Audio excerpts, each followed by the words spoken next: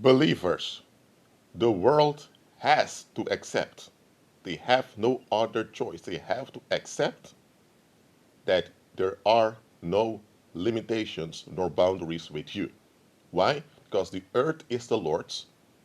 Yes, God is the owner of the earth, and the owner of the earth has empowered you to reflect His happiness and His joy on the earth.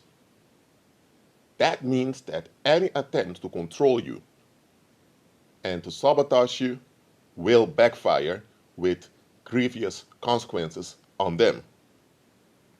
So, in the beginning, when you become born again and you begin to walk by faith, they will persecute you. They will seek to hinder you. But you will overcome. And when you overcome, they are astonished because they think nobody can survive all this shunning and all this violence. What's wrong with this individual that we can't control nor harm this individual? And sooner or later, we'll have to realize, uh-oh, they can't do it with you.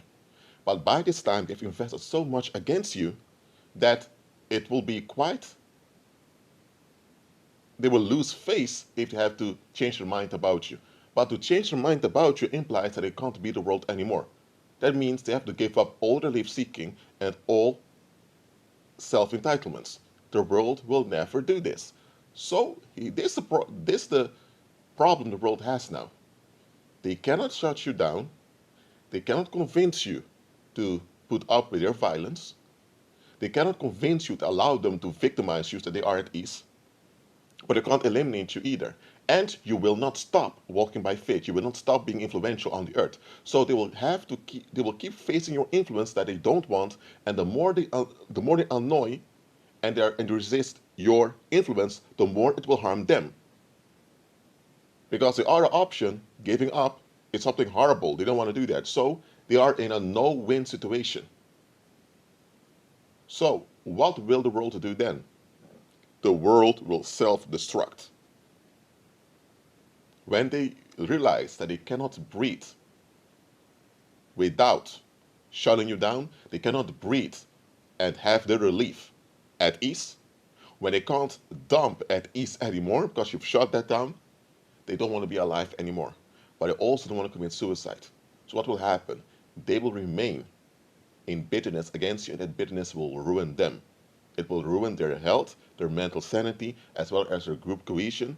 It will lead to crime. It will lead to a lot of domestic violence. It will lead to sexual violence. Hey, they will self-destruct. All the determination they had against you will turn on them and devour them. And they will refuse to see what's happening. Yes, society will self-destruct when it cannot undermine the believer. That's how powerful the believer is. A pagan, they can shut down at some point because the pagan uses a paranormal charm which relies on the paranormal. So with the pagan, they can use the paranormal to shut the pagan down once the pagan has gone way too far according to them. Someone who's not a pagan nor a believer, just a commoner, they can shut down easily by just using threats without actually doing any violence because the commoner without any spiritual cover, anything bad can happen to him anytime. And they know that other commoners may turn on that commoner. So with the commoner without any spiritual activity, they're at ease because they know they can shut that one down and they can violate that individual at any time. So they feel at ease.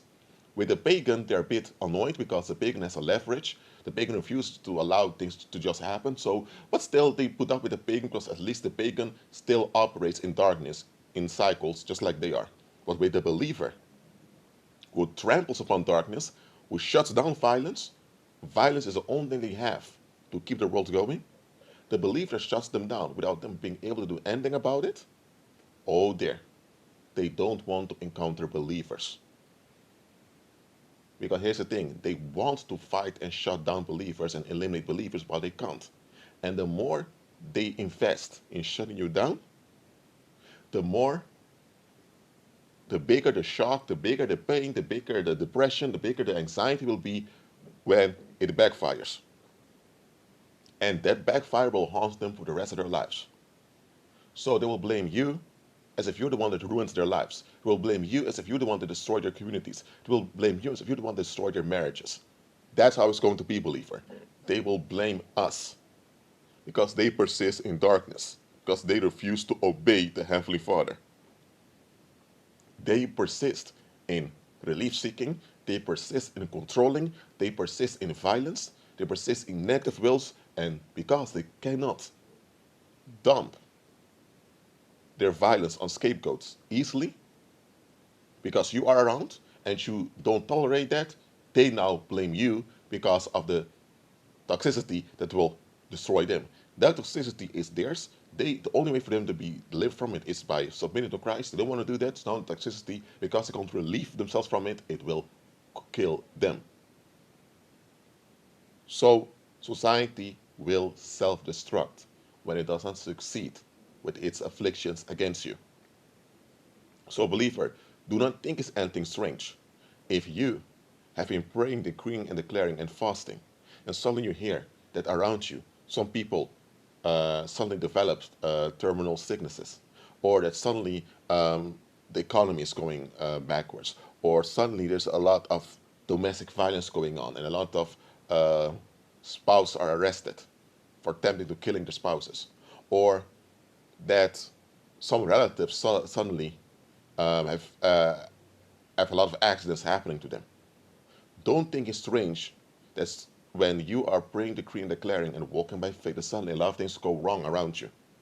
That is because you've shut down the relief mechanism that kept everyone at ease.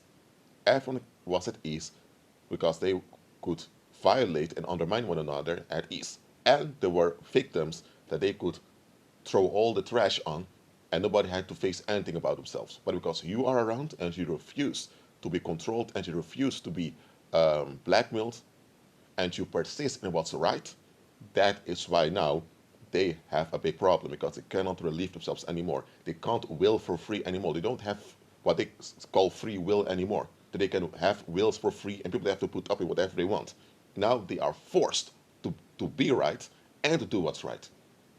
Now, to externally do what's right, they may put up with that, but they don't want to be right. Because even if they externally comply, internally they're still operating in darkness and maintaining negativity. And the repercussions are against them persisting in that negativity. So they don't want to be right. They just want to be left alone, and that's not going to happen. And because of that, they will explode.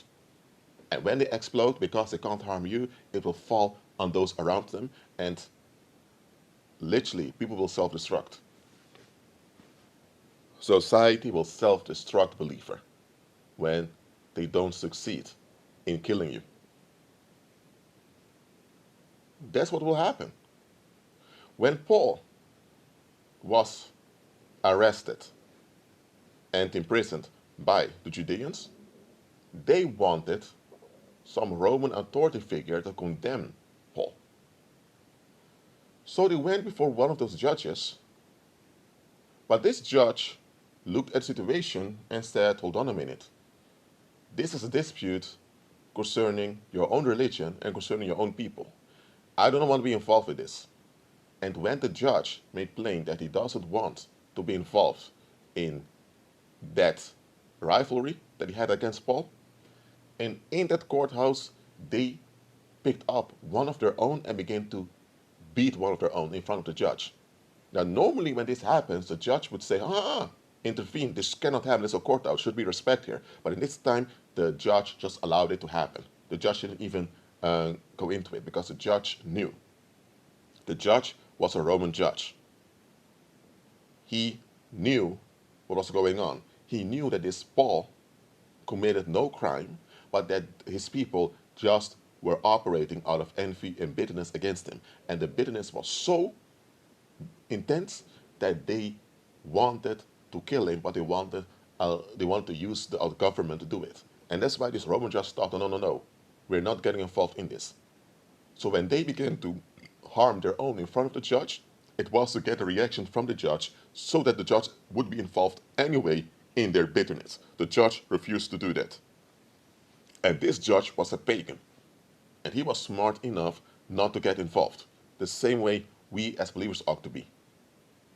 Look, we are involved with the people around us because we live We share the earth with them. So that's not it, but we should be cautious when people seek to involve us in their bitterness. Because here's what you need to understand.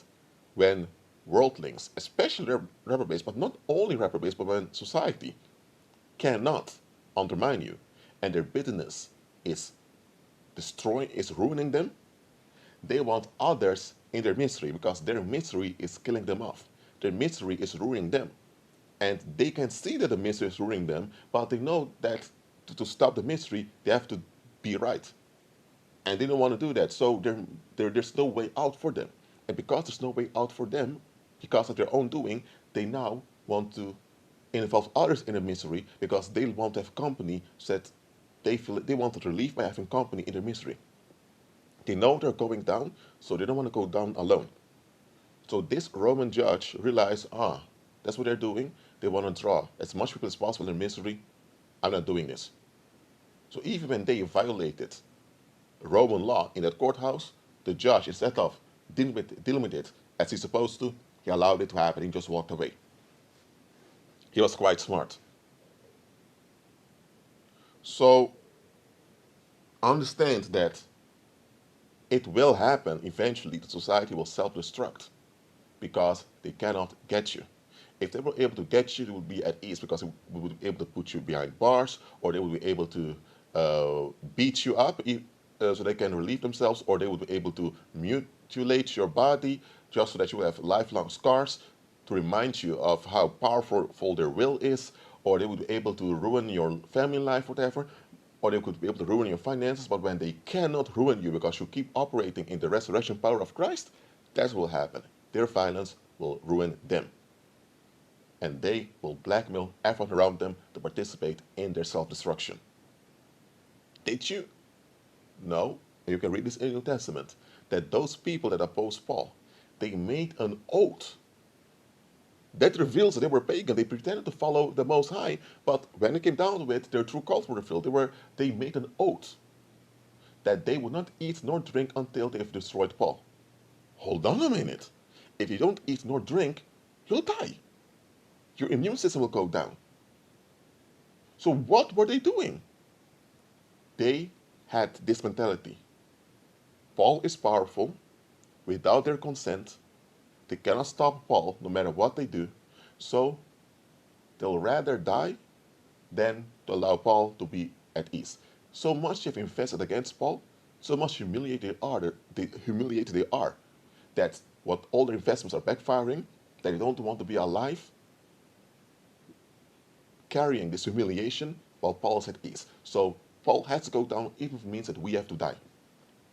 They had this over my dead body attitude. And let me tell you, believer, there are going to be groups of people, not just individuals, groups of people that will have this over my dead body attitude towards you. They will say over our dead bodies that you will be happy, over our dead bodies that you will be blessed, over our dead bodies that you will get away from our violence, over our dead bodies that you can refuse our blackmail and be joyful, and we are the ones remaining miserable. With the Apostle Paul, they made an oath that they would not eat nor drink till they killed Paul. What? Come on now. You see how insane that is? That is what will eventually happen. Believer, you will encounter this during your faith walk. I'm telling you, you will encounter it. You will see society around you self-destruct because it can't get to you. And in the beginning, you may not realize that society around you is collapsing because it can't get to you. And here's the weird part. One of the accusations you'll get as a believer is that you think the world revolves around you, but hold on a minute. The world is just a collection of patterns and cycles. So there is no refreshment, no renewal in the world. It's just patterns and cycles. And the individual world will just get along in the patterns and cycles. 2, the believer, you walk in power. So you cause movement. So all the impacts you have comes from you being active. And all the violence against you revolves around your impact.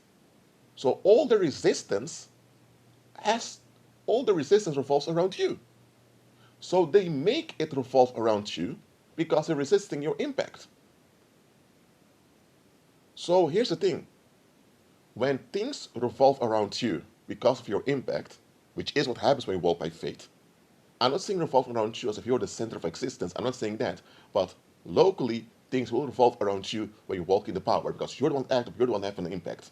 They don't. They just want you to be involved in cycles and patterns just like they are so that they can undermine you at any time. That's what they want. But because you have an impact, and now, because of that impact, you have a big leverage over them that they don't want, now they resist it, and now because they resist it, their focus goes to you. And when things backfire, the power that you walk in is magnified because they can't shut it down. And because of that, God is glorified. Eventually, it all revolves around Christ. But locally, it revolves around you because they're making you a target. And here's the thing. They hate it that it revolves around you because you operate as an extension of Christ. Eventually, it revolves around Christ. And it's Christ that you don't want around. So, believer, when it locally revolves around you, it's because you are powerful. And here's the thing, you're not thinking you're everything, you're not abusing other people, so why are they upset because locally it revolves around you and your impact? Because it's not about them. That's the thing with world links, it has to be about them, on their terms. Then it's allowed to exist. When it's not on their terms, they feel violated, they feel raped, they feel victimized, and they want to take it out on you. Whether good or bad has to come on their terms. But here's the thing. God is the great I am. He doesn't need anyone's terms to exist and to be. That's one thing. And you walk by faith, you walk in the resurrection power of God. So that resurrection power cannot be subjected to anyone's terms. So their terms and their boundaries are irrelevant and ineffective. They want it to be about them. That's what society is. Society is worldlings come together to make it all be about them. And because it's not about them, in this case, but it's about you, that's why they're upset. If it's about them, they're okay with it. If it's about you, they're upset. Because if it's about you, that means that you have some power, someone backing you up. So, believer, it can be that whatever's going on around you revolves around you. You may not be aware of it, others are. So don't be surprised when the world hates you. Keep on agreeing with Christ and be at peace.